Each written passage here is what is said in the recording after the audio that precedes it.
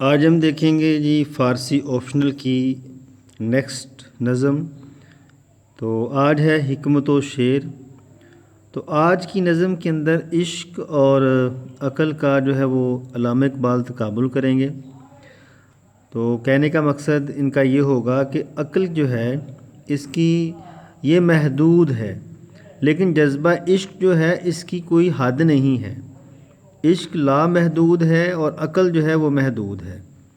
جیسے کہ کہتے ہیں حکمت و شعر میں، بو علی اندر غبار ناکہ گم۔ بو علی، ناکہ کہتے ہیں اونٹنی کو، بو علی اونٹنی کے غبار میں گم ہو گیا۔ بو علی سینا جو بہت بڑے فلسفی تھے، ان کے بارے میں کہتے ہیں، دست رومی پردہ محمل گرفت، لیکن رومی نے محمل کے پردے کو پکڑ لیا۔ محمل کہتے ہیں کجاوے کو جو اونٹنی کے اوپر ہوتا ہے۔ این فروت رفت وتا گہر رسید، یہ نیچے تک چلتا گیا۔ کون؟ بو علی، یہ جو رومی تھے، نیچے تک چلتے رہے، تا گہر رسید، یہاں تک کہ انہوں نے جو قیمتی موتی ہے اس کو حاصل کر لیا۔ آں بگرداب چوخس منزل گرفت، اور یہ جو اور این جو ہے، آں کا مطلب ہوتا وہ، اور وہ یعنی کہ بو علی سینا وہ گرداب کے اندر ایک چوخس، خس کہتے تنکے کو، خس کی طرح یعنی کہ تنکے کی طرح پڑے رہ گئے، یعنی کہ اسی کے اندر جو ہے وہ بھور کے اندر پھنس کے رہ گئے۔ تو یہاں پہ آخری شعر میں کہتے ہیں، حق اگر سوزے نہ دارد حکمت است، حقیقت میں اگر سوز نہ ہو تو وہ حکمت ہے۔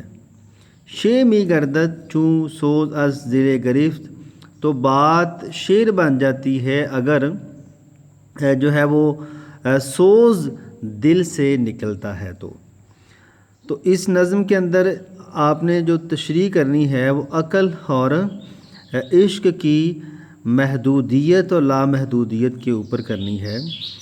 دیکھیں کہ جب بھی دنیا کی تاریخ کے اندر بے شمار ایسے واقعات ہیں کہ جب انسان نے عقل سے کی بجائے جو ہے وہ جذبہ عشق جب اختیار کیا تو وہ کامیابی کے منزلیں طے کرنے لگ گیا۔